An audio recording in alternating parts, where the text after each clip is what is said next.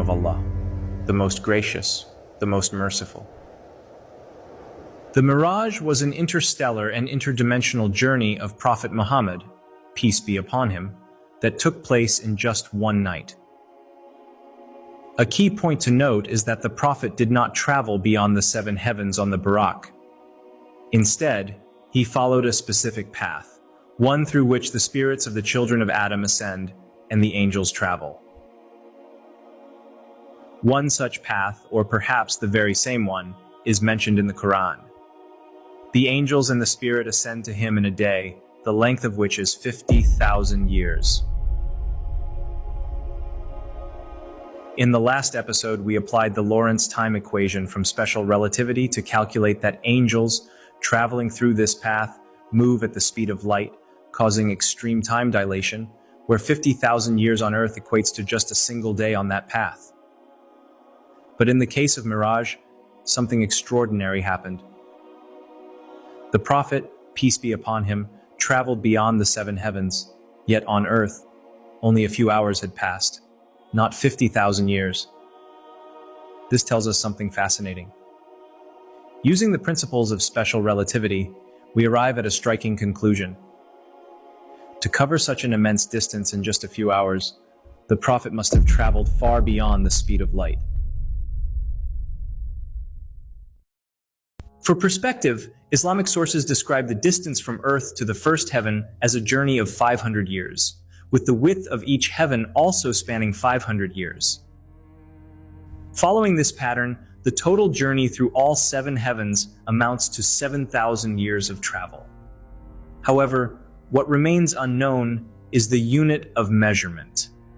Whether 1 year of that journey equals an Earth year, a light year, or perhaps something far greater, like 50 light years. Yet, despite this staggering distance, the Prophet completed the journey in mere hours. According to our current mathematics, traveling such a vast distance within that time frame would require speeds far exceeding that of light. And this is where conventional physics reaches its limits. Our equations falter, our understanding collapses, and the laws we thought were unbreakable no longer hold. However, by combining insights from modern theoretical physics and Islamic cosmology, we can attempt to understand the journey of Prophet Muhammad, peace be upon him. For a deeper understanding of the 7 heavens, I recommend watching the video linked in the top right corner. The Miraj was not just a journey through space, but a transition across higher dimensions. In physics, we are familiar with 3 spatial dimensions: length, width, and height. Time is often considered the 4th dimension, but theories like string theory propose the existence of many more dimensions beyond these 4. These extra dimensions could be hidden, folded in ways we cannot normally perceive. According to an authentic hadith, the first heaven, which contains everything we see, the stars, galaxies, and all celestial bodies, is like a tiny ring in an endless desert when compared to the second heaven. Similarly, the second heaven is like a ring in a desert when compared to the third, and this pattern continues up to the 7th heaven. This suggests that each heaven is incomprehensibly larger than the one before it. If we interpret this using physics, it aligns with the idea of higher dimensions, where each subsequent level is exponentially larger and more complex than the previous one. Thus, the heavens beyond our own can be understood as higher dimensions, and Prophet Muhammad, peace be upon him, ascended through these dimensions during his miraculous journey. To grasp this concept, imagine a 2D being, a creature that lives on a flat sheet of paper. It knows only left, right, forward, and backward. If a 3D human were to lift this creature off the paper, it would disappear from the 2D world without ever being seen moving through it. From the 2D being's perspective, the human just vanished and then reappeared elsewhere. Now apply this idea to our universe. If higher dimensions exist, and indeed they do, traveling through them could create shortcuts, bypassing our conventional understanding of distance and time. This is where the concept of portals and dimensional gateways comes into play. The journey began when the Prophet, peace be upon him, ascended from earth to the first heaven. This first transition was already extraordinary, moving from a 3D world into a higher dimensional space. In the hadith, when the Prophet and Jibreel reached the first heaven, there was a gate, and a guardian angel asked who was there. Jibreel identified himself and the Prophet, and only after receiving permission were they allowed to enter. This description aligns with the idea that each heaven was sealed off from the one below it, requiring specific conditions to pass through. In modern physics, a similar concept exists in the form of brain theory, which suggests that our universe is like a membrane, brain, floating within a higher dimensional space. If two brains are stacked, the only way to move between them is through a special passage, what scientists call a wormhole or an extra-dimensional gateway. When the Prophet and Jibreel passed through the gate, they weren't just traveling through space. They were transitioning into a higher dimensional realm.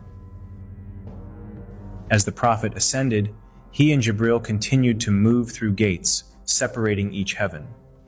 Each of these gates marked a transition into a realm far greater and more complex than the previous one.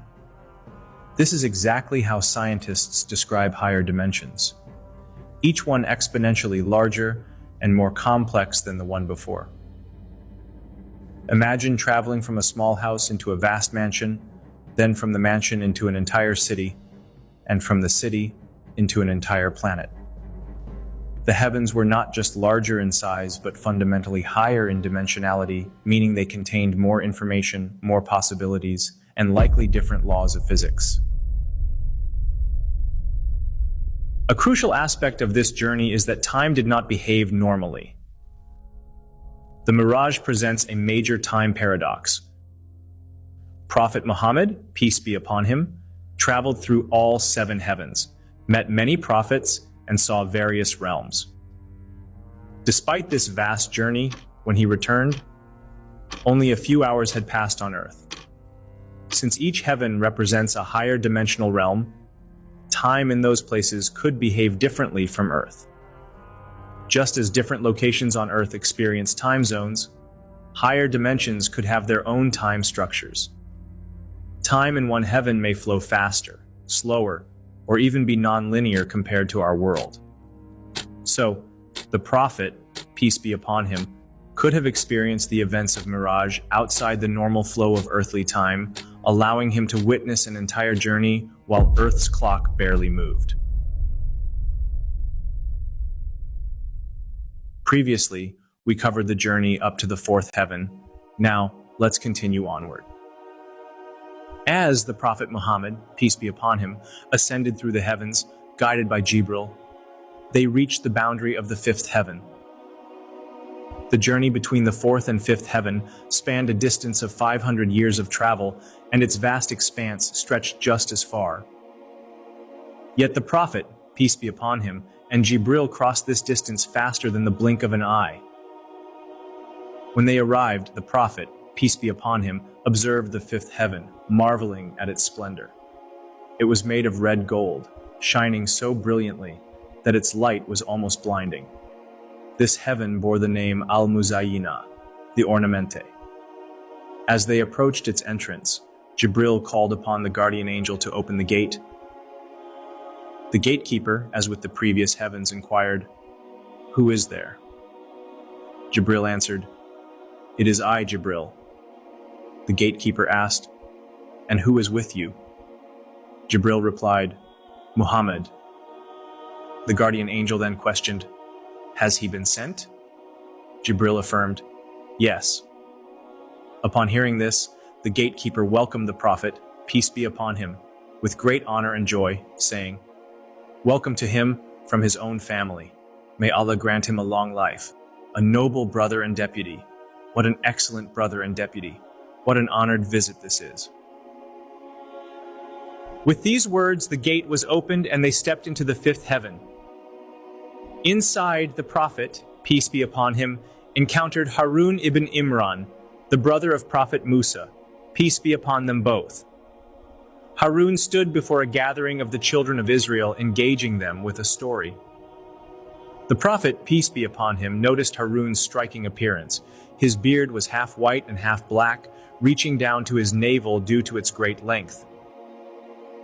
When the Prophet, peace be upon him, greeted him, Harun returned the greeting warmly, saying, "Welcome to the righteous brother and the righteous Prophet." Then he invoked blessings upon him, praying for his goodness and success. The Prophet, peace be upon him, turned to Jibreel and asked, "Who is this?" Jibreel replied, "This is the beloved among his people, Harun ibn Imran." The Prophet Muhammad, peace be upon him, and Jibreel continued their ascension through the heavens and reached the sixth heaven, a realm known as Al-Isra, the pure. As they approached, the Prophet, peace be upon him, observed that the sixth heaven was made entirely of gems, glistening with radiant light. The vastness of the journey between the fifth and sixth heavens was equivalent to 500 years of travel, and the breadth of the sixth heaven mirrored this vast distance. Upon reaching the gate of the sixth heaven, Jibreel knocked, and one of the guardian angels responded, asking, "Who is there?" Jibreel answered, "I am Jibreel." The angel then asked, "And who is with you?" Jibreel responded, "Muhammad." The gatekeeper inquired, "Has he been sent?" Jibreel confirmed, "Yes." Upon hearing this, the gate to the sixth heaven was opened, and the Prophet, peace be upon him, and Jibreel entered. Once inside, the Prophet, peace be upon him, observed a massive dark throng that appeared to cover the firmament. He asked, "What is this throng?" Jibreel explained, "This is Musa and his people." As the Prophet, peace be upon him, looked up, he saw another vast dark mass filling the expanse of the sky, stretching out in every direction. Jibreel explained, "These are your ummah, and besides them, there are 70,000 among them who will enter paradise without giving an account." As they continued forward, the Prophet, peace be upon him, encountered Musa ibn Imran once again. Musa appeared as a tall man with a brown complexion, resembling the noble men of Yemen known for their pure lineage and manly virtue. The Prophet, peace be upon him, greeted Musa, and Musa warmly returned the greeting, saying, "Welcome to the righteous brother and the righteous Prophet." Then Musa invoked blessings upon the Prophet, peace be upon him, praying for his success and goodness. As the Prophet, peace be upon him, reached Musa, he noticed that Musa was weeping. The Prophet, peace be upon him, asked him, "What is it that makes you weep?" Musa replied, "I weep because a child sent after me will bring more of his people into paradise than I have from mine." The Prophet Muhammad, peace be upon him, and Jibreel continued their ascension through the heavens, reaching the seventh heaven, the highest and most exalted realm. Upon arrival, Jibreel asked for the gate to be opened, and the guardian angel asked the same questions. After that, the gate was opened, and the Prophet entered. Inside the seventh heaven, the Prophet, peace be upon him, saw a majestic scene. Ibrahim, the friend of Allah, was sitting upon a throne of gold at the gate of paradise. The back of his throne rested against the inhabited house, Al-Bayt al-Mamur, a place filled with divine light and a great number of angels, continuously engaged in worship and remembrance of Allah. The Prophet, peace be upon him, greeted Ibrahim, and Ibrahim warmly returned the greeting, saying, "Welcome to the righteous son and the righteous Prophet." As the conversation continued, Ibrahim offered a piece of advice to the Prophet, peace be upon him. "Order your community to increase their seedlings of paradise, for its soil is excellent, and its land is plentiful." The Prophet, peace be upon him, inquired, "What are the seedlings of paradise?" Ibrahim replied, "The seedlings of paradise are the words, 'There is no change nor might except with Allah, the High, the Almighty.'" The Prophet Muhammad, peace be upon him, observed that alongside Ibrahim, there sat a group of people whose faces were as radiant and flawless as a blank sheet of white paper. However, there were others seated with them whose faces carried a faint imperfection. These individuals stood up and moved toward a nearby river where they immersed themselves. Upon emerging from the water, their faces had already begun to show signs of improvement, as some of their imperfection was washed away. They then entered another river where they bathed once again. Upon coming out of this river, their appearance had further improved. Finally, they entered a third river, and upon emerging from it, their faces were completely purified, their appearance now matching that of their companions. Seeing this, the Prophet, peace be upon him, turned to Jibreel and asked, "O Jibreel, who are these people with the white faces, and who are those with something in their faces? What are the rivers in which they bathed?" Jibreel responded, "The ones with the white faces are those who never stained their belief with any form of injustice or disobedience. They remained steadfast in their faith, keeping it pure and free from sin. The ones with something in their faces are those who mixed good deeds with bad ones. However, they repented sincerely, and Allah, in His mercy, forgave them." As for the rivers, Jibreel continued, the first river represents Allah's mercy, the second symbolizes His favor, and the third is the pure drink that Allah grants them, as mentioned in the Quran, and their Lord gave them a pure beverage to drink. The Prophet Muhammad, peace be upon him, was then informed, "This is your place, and the place of your community." He saw that his community was divided into two groups. One group wore garments as pure and white as a blank sheet of paper, while the other group wore clothes that were the color of ashes or dust. The Prophet, peace be upon him, entered the inhabited house, Al-Bayt al-Mamur, accompanied by those in white garments. As they entered, the group dressed in ash-colored clothes was unable to follow. Despite this, they remained in the best of states, unburdened by their inability to enter. Within the inhabited house, the Prophet, peace be upon him, prayed, leading the believers who were with him in worship. Each day, 70,000 angels enter the inhabited house, never to return until the day of resurrection. This house is positioned directly above the Kaaba, so precisely that, were a stone to fall from it, it would land atop the Kaaba. Once the angels enter the inhabited house, they are never allowed to see it again, marking the immense honor of this celestial sanctuary. In one version of the narration, the three vessels, representing milk, wine, and water, were presented to the Prophet Muhammad, peace be upon him, at this place. The Prophet Muhammad, peace be upon him, was then raised to the lotus tree of the farthest limit, Sidrat al-Muntaha, a point beyond which no creation can ascend or descend. This is the boundary where all that ascends from the earth is seized, and where everything descending from above is also halted. The lotus tree itself is a magnificent creation. Its base is the source of several rivers. Rivers of pure water, milk that never changes in taste, wine that brings only pleasure, and purified honey. The shade of the tree is so vast that even someone traveling for 70 years under it would not reach its end.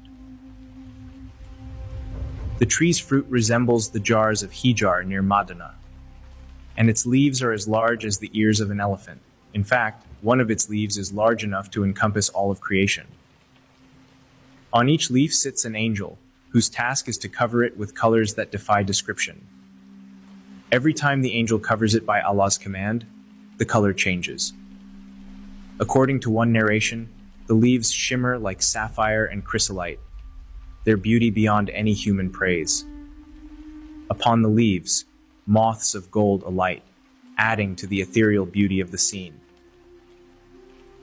From the base of this tree flow 4 rivers, 2 hidden and 2 visible. The Prophet, peace be upon him, asked Gabriel, "What are these, O Gabriel?" Gabriel replied, "The hidden rivers are 2 rivers of paradise, and the visible ones are the Nile and the Euphrates." In another version, it is mentioned that at the base of the tree, a spring called Salsabil flows.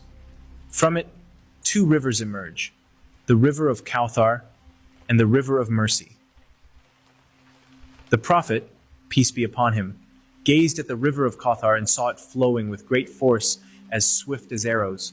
Along its banks were pavilions made of pearls, sapphires, and chrysolite, and on top of these pavilions, delicate green birds nested, more beautiful than any the Prophet had ever seen. The river flowed over pebbles made of sapphire and emerald, and its water was whiter than milk, sweeter than honey, and more fragrant than musk. The Prophet, peace be upon him, took a vessel from the river, scooped up some water, and drank. He found the taste to be unlike anything on earth. Gabriel informed him, "This is the river Allah has granted you as a special gift. The other river is the river of mercy." At the lot tree of the farthest limit, Sidrat al-Muntaha, the Prophet Muhammad, peace be upon him, beheld Jibreel in his true angelic form. Jibreel appeared with 600 wings, each wing large enough to cover the entire firmament. From the wings, sparkling embellishments were scattered in every direction, pearls and sapphires beyond human comprehension, with a beauty that only Allah knows. From here, the Prophet, peace be upon him, was led to the river of Kauthar, a journey that took him to the gates of paradise. As he gazed upon paradise, he saw that it contained wonders beyond human imagination, what no eye has ever seen, no ear has ever heard, and no mind has ever conceived. Upon the gate of paradise, the Prophet read an inscription: "Charity is repaid 10-fold, and the loan is repaid 18-fold. The Prophet, peace be upon him, was curious and asked, "O Jibreel, how can the loan be more meritorious than charity?" Jibreel explained, "Because charity can still be given by one who may have unmet needs, whereas the borrower only borrows when his need is fully fulfilled." The Prophet, peace be upon him, continued his journey and came across rivers of milk which never lose their taste, rivers of wine, bringing only pleasure to those who drink it, and rivers of purified honey. Over these rivers were domes made of hollowed pearls, so vast in circumference that they were comparable to the Aquarius star, a sight beyond any earthly comparison. Then, the Prophet Muhammad, peace be upon him, was shown the fire. In it, he witnessed Allah's immense wrath, punishment, and the severity of divine sanction. He saw that if rocks or iron were thrown into the fire, they would be consumed completely, disappearing into its fierce flames. Within the fire, there were people eating carrion, a torment that reflected their deeds. The Prophet, peace be upon him, inquired, "Who are these, O Jibreel?" Jibreel replied, "These are the ones who consumed the flesh of others, spreading slander and engaging in wrongful behavior towards people." Next, the Prophet, peace be upon him, saw Malik, the stern and unwavering custodian of the fire. Malik's face bore an expression of anger, reflecting the gravity of the fire and its torment. After this, the gates of the fire were closed, and the Prophet, peace be upon him, was lifted beyond the lot tree of the farthest limit, where a cloud concealed him from everything around him. Jibreel stayed behind, keeping his distance. What lay beyond the Lote tree? How did the Quraysh react when Prophet Muhammad, peace be upon him, described his journey to them? We will explore these questions in the next chapter.